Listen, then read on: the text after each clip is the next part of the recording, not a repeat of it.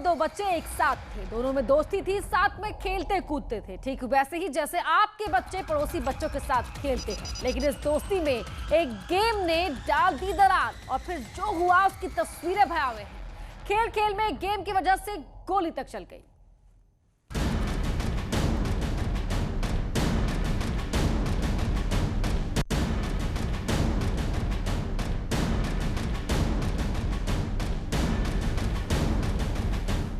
ऐसा गेम कोई मत खेलो।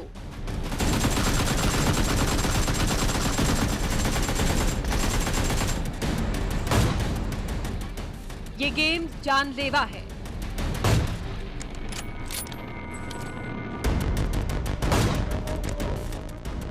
गेम में चल गई गोली।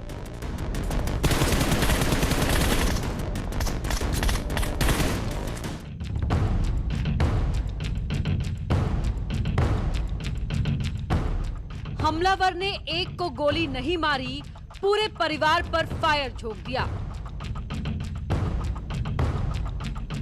और एक के बाद एक 4 लोगों को जख्मी कर दिया।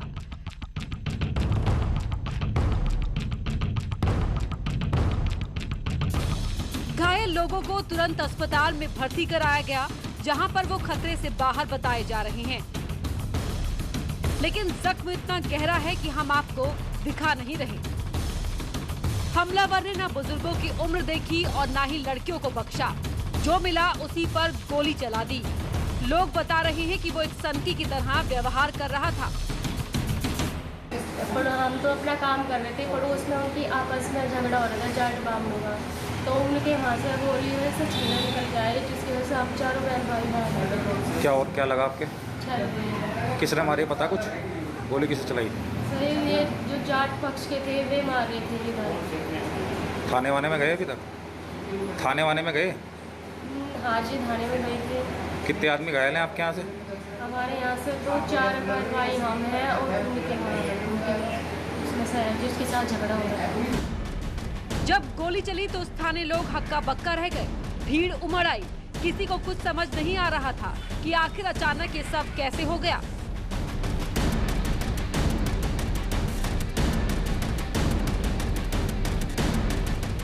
शुरू में लगा कि कोई आपसी रंजिश होगी, लेकिन जब हमले की असली वजह सामने आई तो लोगों को विश्वास नहीं हुआ कि एक गेम की वजह से कोई गोली मार सकता है।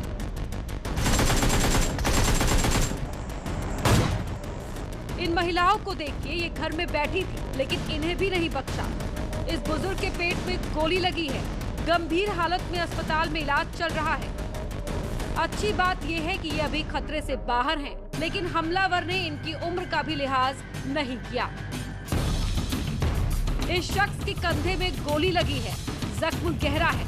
जब ये अस्पताल पहुंचे तो शरीर से खून गिर रहा था। अगर गोली थोड़ी भी इधर उधर होती तो शायद अनहोनी हो सकती थी, लेकिन अस्पताल में डॉक्टर ने इनका तुरंत इलाज किया। थाना कोतवाली शामली क्षेत्र के अंतर्गत ग्राम हसनपुर में जो इनके बीच झगड़ा है, वो जानकारी में आया कि पहले दोनों पक्षों के जो बच्चे हैं उनको खेलने को लेकर उनमें आपस में वाद विवाद हुआ था और फिर इनमें आपस में आज झगड़ा हुआ। झगड़े के दौरान इनके द्वारा बताया गया कि एक पक्ष के द्वारा वो तमंचे से फायर किया गया, जिसमें से कुछ छर्रे दूसरे पक्ष के 2 व्यक्तियों को लगे हैं, जिनको उपचार हेतु अस्पताल भेज दिया गया है। यहाँ उनकी हालत सामान्य है। ये गेम की वजह से पूरा परिवार अस्पताल में है। आखिर ऐसा कौन सा गेम था जिसकी वजह से गोली चलाने की नौबत आ गई? आखिर वो कौन सा गेम था जिसको लेकर गोली चल गई और उस गेम की खासियत क्या है? कि क्या इस खेल की वजह से कोई गोली चला सकता है? क्या ये गेम बच्चों के दिमाग को बदल देता है? ये ऐसे सवाल हैं जिनके जवाब लोग ढूंढ रहे हैं।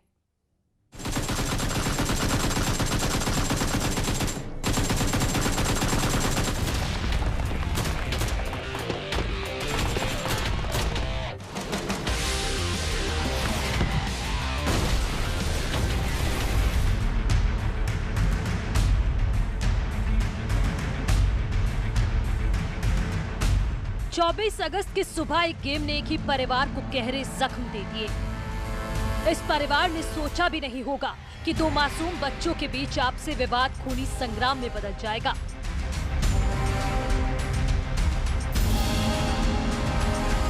बच्चों के बीच विवाद में बड़ों को आ जाने से स्थिति और ज्यादा भयावह हो गई। ये तस्वीरें शामली के हसनपुर गांव की हैं, लेकिन जिस गेम की वजह से खून खराबा हुआ है वो खेल पूरे देश में खेले जाते हैं, जिसका नाम है पबजी।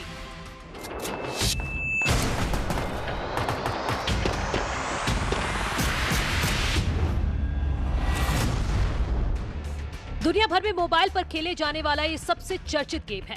मोबाइल पर ग्रुप बनाकर बच्चे से लेकर नौजवान तक इस खेल को खेलते हैं। गेम में हथियार के साथ गोली मारने का रोमांच लड़ाई होती है। एक दूसरे पर वार किया जाता है और जो जितना शिकार कर लेता है वही इस खेल का सिकंदर होता है। और इसी वजह से बच्चों के दिमाग पर भी असर पड़ता है। मोबाइल पर खेले जाने वाला ये खेल धीरे धीरे बच्चों के दिमाग को अपने कब्जे में ले लेता है और वो असल जिंदगी में भी ऐसा ही करने लगते हैं।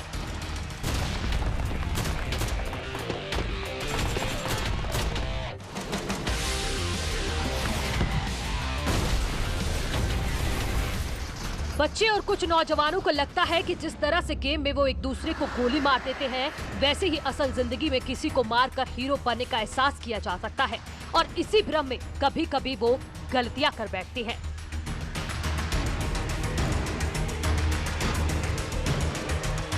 बताया जा रहा है कि 23 अगस्त को शामली के हसनपुर गांव में दो बच्चे पबजी खेल रहे थे और इसी दौरान दोनों में झगड़ा हो गया। दो बच्चे थे छोटे छोटे से, मैं पबजी का गेम खेल रहे थे। उस गेम के कारण उनकी किसी बात पर कवासुनी होगी। कवासुनी करने के बाद में उसका जो बड़ा भाई था उससे बच्चे से हमारे वाला, तो वो अपने भाई को समझा बुझा के लेके आ गया। लेके आने के बाद में उसने जो दूसरी पार्टी का था उसने अपने भाई के पास फ़ोन कर दिया। भाई के पास फ़ोन करने के बाद में मैं आए, एक कट्टा ले थे, उसके पेट में नाल लोड़ के खोदे भी मारे और उसे पीटना चालू कर दिया उन दोनों भाइयों को। मैं जूँ तू करके बच के भाग गया। यानी पबजी के खेल में दो बच्चों में झगड़ा हुआ और फिर इसमें बड़े आ गए और एक पक्ष ने दूसरे पक्ष के बच्चे को कट्टे के बट से मार दिया। इसके बाद ये परिवार डर गया। इन्हें लगा कि इसकी सूचना पुलिस को दी जानी चाहिए। शर्मा परिवार चौकी पर जाकर इसकी सूचना देता है, लेकिन ऐसा करना घातक साबित हुआ। रिपोर्ट लिखवाने के बाद में 112 पे भी फ़ोन किया। 112 वाले गए, वहाँ पे गश्त की होगी, उनके घर पे गए होंगे। उन्होंने कहा कि हम सुबह बुला लेंगे आपको, और सुबह बुला के वहाँ पे और वो हो जाएगा जैसे भी है, यहाँ तो है नहीं। तो सुबह वो आया, लेकिन 24 अगस्त की सुबह मामला सुलझा नहीं और ज्यादा बढ़ गया। जिस व्यक्ति के खिलाफ शिकायत की गई थी, आरोप है कि वो गुस्से में था, वो कुछ भी करने के मूड में था और एक सनकी की तरह इस परिवार पर टूट पड़ा। अंकल हर के साथ में गाली गुपड़ करी उन्होंने। गाली गुपड़ करने के बाद में जैसे मेरे पापा जी यार बाहर निकले, भाई क्या बात है, इतना उसने फैर जोक दी विक्रांत ने। और जो श्रीपाल था बाइक पे था, वो ले रहा था मस्कट, पीछे भी थे उनके कुंबे के भी थे। उन्होंने फायर करी मस्कट से, तो लड़कियों के तो छर्रे लग गए और जो वो विक्रांत था उसके हाथ में पिस्टल था, उन्होंने मेरे अंकल के गोली मार दी। ये सिर्फ आपसी झगड़े का मामला नहीं है, ये विवाद गेम की वजह से हुआ और इतना बढ़ गया कि खून करने पर उतारू हो गए। पुलिस ने इस मामले में केस दर्ज कर लिया है। देश में पबजी की वजह से विवाद और हत्या की खबरें अक्सर आती रहती हैं। बीच में इसे बंद करने की मांग उठी, कहने के लिए बैन भी लगाया गया, लेकिन आज भी ये मोबाइल पर उपलब्ध है और बच्चों के दिमाग पर असर डाल रहा है। मनोरंजन के नाम पर ये गेम आपके बच्चों की जिंदगी से खेल रहा है। ये खेल अपने बच्चों को ना खेलने दे, उन पर नजर रखें, वरना किसी भी घर की तस्वीरें ऐसी हो सकती हैं। न्यूज़ 18 के लिए शामली से सहनवाज राणा की रिपोर्ट। अलीगढ़ में एक ऑडियो वायरल हो रहा है, जिसके बारे में कहा यह जा रहा है कि ये ऑडियो अलीगढ़ के डीएम का है, जिसमें सीएमएस वीके गुप्ता से बातचीत कर रहे हैं और बातचीत के दौरान डीएम ने सीएम को के लिए आप शब्दों का इस्तेमाल भी किया है। हालांकि न्यूज़ 18 इस ऑडियो की पुष्टि नहीं करता है। पहले आप इस ऑडियो को सुनिए, फिर कोशिश करेंगे कि अलीगढ़ के डीएम से संपर्क हो जाए, उनसे भी पूछेंगे इस ऑडियो के बारे में। और वो फाइलों को रिव्यू कर रहा हूँ मैं अभी बैठ करके। सुन लो यार तेरी बात को, जिसमें मुझे चीफ सेक्रेटरी को जवाब देना है, तुम बकवास कर रहे हो। मैं तुमसे पूछ रहा हूँ, बता कुछ रहे हो। जी जी, मैं ये पूछ रहा हूँ कि जो दीनदयाल में उस दिन मुख्यमंत्री जी के यहाँ से फीडबैक लिया गया था, जिसमें तुमने आख्या भेजी थी, उसमें जो जवाब जो उसने शिकायतें की है उसका निस्तारण पे पूछ रहा हूँ मैं। जी अभी नहीं, तो ना बता के फालतू वाली बातें बता रहे हो। अभी निकलवा के देखता हूँ मैं। क्या नहीं, पहले सुन लो यार। जी बताइए। मैं क्या बोल रहा हूँ पहले सुनो। जी बताइए। अनिल कुमार ने ये कहा कि वहाँ स्टाफ मरीजों की सुनता नहीं है। जी। घंटे तक पानी मांगता रहा तो क्या अब इसमें लिखा पहले का स्टाफ अच्छा था क्या? अब इसमें क्या है? पहले कौन स्टाफ था जो अनिल कुमार से पूछा आपने? अनिल कुमार है अभी आईसीयू में? जी अभी होंगे सर। हाँ है? होंगे सर, होंगे यार। क्या चीज होना चाहिए। होना चाहिए तो उससे पूछो कि कौन स्टाफ था, उसको नहीं सुना, उसको आपने हटा दिया, स्पेसिफिक आख्या चाहिए मुझे अभी। जी वैसे तो सर मैंने उसमें हर एक वार्ड में तुम तो यार बात तो सुनोगे नहीं। जी। जवाब तो थोड़े देना पड़ता है यार, जवाब तो मुझे देना पड़ रहा है वहाँ पे। जी बताइए। अब तुम बकवास कर रहे हो, अभी उठा के आऊंगा 50 जूता मार के मैं तुम्हें भगा दूंगा। अभी दिमाग खराब कर रहे हो मेरा तुम। जब बताइए। स्पेसिफिक बात कर रहा हूँ तो स्पेसिफिक बात जवाब दो ना। हाँ बताइए। जब लिखत पढ़त में गया है आपके पास, गया है कि नहीं गया प्रिंट? जी जी। कि तुमको किसने बना दिया प्रभारी सीएमएस? कोई और दूसरा आदमी नहीं है जो बंद करके देख ले काम? बेवकूफ आदमी। सवाल मैं क्या कर रहा हूँ? बकवास। तो डीएम और सीएमएस का ये पूरा ऑडियो क्लिप वायरल हो रहा है। हालांकि न्यूज़ 18 इसकी पुष्टि नहीं करता है, लेकिन आपने सुना कि इस पूरे क्लिप में क्या बातचीत हुई है, किस तरह की रिपोर्ट मांगी गई है और किस तरह से जो डीएम चंद्रभूषण सिंह है, जो दावा किया जा रहा है कि उनकी आवाज है, वो भड़क रहे हैं और किस तरह से फाइल मांगने को लेकर यहाँ जवाब मांग रहे हैं वीके गुप्ता से और यहाँ तक कि उन्हें बेवकूफ कह रहे हैं। हम जानेंगे कि आखिर कितनी सच्चाई है इसमें। जो ऑडियो वायरल हो रहा है वो कब का है, किस मामले में इस कदर भड़क गए चंद्रभूषण सिंह, ये भी जानने की कोशिश करेंगे। और ये पूरा ऑडियो इन दिनों वायरल हो रहा है। हालांकि न्यूज़ 18 इस ऑडियो की पुष्टि नहीं करता है। एक बार फिर आपको सुनाते हैं क्या कहा गया, किससे कहा गया। और वो फाइलों को रिव्यू कर रहा हूँ मैं अभी बैठ करके। सुन लो यार तेरी बात को, जिसमें मुझे चीफ सेक्रेटरी को जवाब देना है, तुम बकवास कर रहे हो। मैं तुमसे पूछ रहा हूँ, बता कुछ रहे हो। जी जी। मैं ये पूछ रहा हूँ कि जो दीनदयाल में उस दिन मुख्यमंत्री जी के यहाँ से फीडबैक लिया गया था, जिसमें तुमने आख्या भेजी थी, उसमें जो जवाब जो उसने शिकायतें की है उसका निस्तारण पे पूछ रहा हूँ मैं। जी अभी नहीं। तो ना बता के फालतू वाली बातें बता रहे हो। अभी निकलवा के देखता हूँ मैं। क्या नहीं, पहले सुन लो यार। जी जी बताइए। मैं क्या बोल रहा हूँ पहले सुनो। जी जी बताइए। अनिल कुमार ने ये कहा कि वहाँ स्टाफ मरीजों की सुनता नहीं है। जी। घंटे तक पानी मांगता रहा तो क्या अब इसमें लिखा पहले का स्टाफ अच्छा था क्या? अब इसमें क्या है? पहले कौन स्टाफ था जो अनिल कुमार से पूछा आपने? अनिल कुमार है अभी आईसीयू में? जी अभी होंगे सर। हाँ है? होंगे सर, होंगे यार। क्या चीज होना चाहिए। होना चाहिए तो उससे पूछो कि कौन स्टाफ था, उसको नहीं सुना, उसको आपने हटा दिया, स्पेसिफिक आख्या चाहिए मुझे अभी। जी वैसे तो सर मैंने उसमें हर एक वार्ड में तुम तो यार बात तो सुनोगे नहीं। जी। जवाब तो थोड़े देना पड़ता है यार, जवाब तो मुझे देना पड़ रहा है वहाँ पे। जी बताइए। अब तुम बकवास कर रहे हो, अभी उठा के आऊंगा 50 जूता मार के मैं तुम्हें भगा दूंगा। अभी दिमाग खराब कर रहे हो मेरा तुम। बताइए। जब स्पेसिफिक बात कर रहा हूँ तो स्पेसिफिक बात जवाब दो ना। हाँ बताइए। जब लिखत पढ़त में गया है आपके पास, गया है कि नहीं गया प्रिंट? जी जी। तो इस पूरे मामले में सच जानने के लिए हमने डीएम से भी और सीएमएस से भी लगातार संपर्क साधने की कोशिश की है, लेकिन दोनों ही अधिकारी इस वक्त फोन रिसीव नहीं कर रहे हैं। अब अपराधियों की अगर बात करें तो अपराधी कब किस रूप में हमला कर देगा कोई नहीं जानता। शातिर अपराधी अपराध करने के तरीके में बदलाव लाता रहता है। कभी वो मासूम बनकर आते हैं तो कभी सीधे हमला बोल देते हैं। प्रयागराज से अपराध की कैसी तस्वीर सामने आई, इसे देखने के बाद आप सोच में पड़ जाएंगे कि क्या कोई ऐसे भी हमला करता है।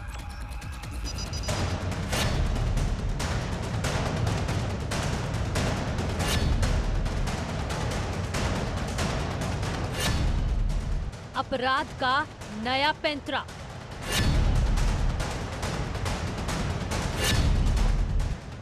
सीसीटीवी फुटेज की ये तस्वीर आपको हैरान कर देगी।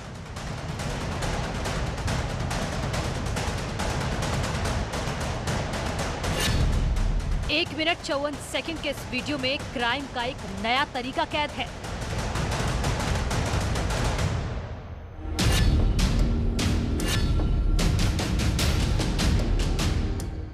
ये तस्वीरें प्रयागराज के जंघई की हैं। दो नौजवानों को आप अपनी टीवी स्क्रीन पर देख रहे हैं। इसमें से एक का नाम पंकज सिंह, जो अपने साथी के साथ अपने टारगेट की ओर बढ़ रहा था, किसी जल्दबाजी में नहीं था। कुछ सेकंड के अंदर ये दोनों एक घर के बाउंड्री के अंदर पहुंचे, जहां पर दो लोग बैठे थे और कई कुर्सियां खाली पड़ी हुई थी। थोड़ी देर तक दोनों ने बातचीत की, पहचान बताई और जैसे ही पहचान हुई, पंकज सिंह झुककर कुर्सी पर बैठे शख्स का पैर छूने लगा। लेकिन दूसरे हाथ से पिस्टल भी निकाल रहा था। जब तक वो पिस्टल फायर करता तब तक सामने वाले ने उसकी मंशा भांप ली और तुरंत पिस्टल छीन लिया। पंकज सिंह पैर छूकर गोली मारना चाहता था, लेकिन पहले प्रयास में वो नाकाम हो गया। तो मैं फोन पे बात कर रहा था उस समय, तो मैंने थोड़ा ध्यान नहीं दिया। हमने बोला उसको बैठने के लिए, वो बैठा नहीं। उसने फिर पूछा पुनीत कौन है, तो उस समय मुझे थोड़ा संदिग्ध लगा वो। तो मैंने फ़ोन काट के कहा कि मैं ही हूँ, बताओ। फिर उसने कहा मैं, क्या नाम उसका, पंकज सिंह। मैं पंकज सिंह, अपना नाम पंकज सिंह। हाँ, मैं पंकज सिंह। और बोलते हुए मेरी तरफ बढ़ा। उसने पैर छूने के बहाने वो तब और अपना असलहा निकाल रहा था। मेरी हाथ नज़र तब तक उसके हाथ पे चढ़ गई और हमने असलहा छीन लिया। सामने वाले को लगा कि अब कोई खतरा नहीं है, इसलिए दोनों को डांटकर भगाने की कोशिश की। इसी बीच पंकज सिंह ने दूसरा पिस्टल निकाल लिया और वहां अफरा तफरी मच गई। जिस व्यक्ति पर हमला हुआ उसका नाम पुनीत पांडे है। वो समाजवादी पार्टी से जुड़े हैं। उनकी हत्या करने के लिए ये दोनों पहुंचे हुए थे, लेकिन सतर्कता से जान बच गई। थोड़ा सा सहम के पीछे हटा। पीछे हटने के बाद उसने फिर अपनी दूसरी पिस्टल निकाली, चार्ज करी और चार्ज करने के बाद चलाया तो गोली नहीं चली, मिस हो गई। फिर वो चलाते ही हुए, वो कोशिश करते हुए बाहर की तरफ भागा। बाहर भी उसने 2-3 बार चलाने की कोशिश करी, गोली नहीं चली। फिर वो मोटरसाइकिल से भागा। पुनीत पांडे हंडिया के प्रतापपुर ब्लॉक के ब्लॉक प्रमुख हैं। 22 अगस्त की शाम करीब 7 बजे वो अपने फार्म हाउस में मैनेजर और अपने सहयोगियों के साथ बैठे हुए थे। उसी वक्त ये पैर छूकर उनकी हत्या करने की कोशिश की गई, लेकिन हमलावरों को कामयाबी नहीं मिली। तो इन्होंने 307 और 25 आपसे का मुकदमा सराय बमरेज थाना है हमारा, उसमें पंजीकृत किया गया है और दोनों की पहचान हो गई है। उसकी गिरफ्तारी का प्रयास किया जा रहा है। अब सीसीटीवी फुटेज की भी जांच की जा रही है कि ये लोग कैसे इनके परिचित थे और दुश्मनी का क्या आशय हो सकता है, इस पर भी इन्वेस्टिगेशन हो रहा है। पुलिस आरोपियों की तलाश कर रही है। दोनों जौनपुर के रहने वाले बताए जा रहे हैं, लेकिन इस हमले से इलाके में सुरक्षा को लेकर लोग परेशान हैं। लेकिन सवाल ये है कि आखिर इन दोनों ने एसपी नेता पुनीत पांडे पर हमला क्यों किया। पुलिस मोटिव की जांच कर रही है। न्यूज़ 18 के लिए प्रयागराज से सर्वेश दुबे की रिपोर्ट। 11 अगस्त को बागपत में हुए बीजेपी नेता संजय खोकर की हत्या का खुलासा हुआ है। पुलिस ने आरोपियों को गिरफ्तार कर लिया है। 11 अगस्त की सुबह इन अपराधियों ने संजय खोकर को गोली मार दी थी और खेत में ही उनकी मौत हो गई। उसी दिन से पुलिस आरोपियों को ढूंढ रही थी।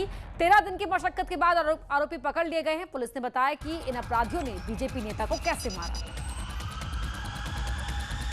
जिस दिन घटना हुई उस दिन सुबेरे 3 लड़के सागर बालियान, सागर गोस्वामी और श्रवण खोकर, ये तीनों सुबेरे 5 बजे ही मौके पर पहुंच गए थे और वहां पर वेट कर रहे थे पूर्व जिलाध्यक्ष संजय खोकर के आने का। थोड़ी देर तक जब वो नहीं आए तो ये अपने ट्यूबवेल की तरफ वापस जाने लगे अपने हथियार रखने के, परंतु तब इन्होंने देखा कि संजय खोकर वहां पर आ रहे हैं। तो इन्होंने वहां पर अपने जो अवैध असलहे थे, जिसमें 12 बोर और 315 बोर के तमंचे थे, उससे ताबड़तोड़ उन पर गोलियां चला दी, जहां पर उनकी मृत्यु हो गई। आखिर अपराधियों ने बीजेपी नेता को क्यों मारा, किस लिए मारा? पुलिस की तफ्तीश में बताया आरोपियों ने कि मुख्य आरोपी संजीव खोकर की भाभी पहले जिला पंचायत में थी और 2016 के बाद से जिला पंचायत का चुनाव नहीं जीत पा रही थी। यही नहीं, बीजेपी नेता संजय खोकर के परिवार से संजीव खोकर का विवाद चल रहा था, जिसमें संजय खोकर ने संजीव के खिलाफ शिकायत भी दी थी, जिसके बाद से ही संजीव अपमानित महसूस करता था और तभी से संजय खोकर की हत्या करवाना चाहता था और इसके लिए दोस्त के साथ मिलकर उसने पूरी प्लानिंग की थी।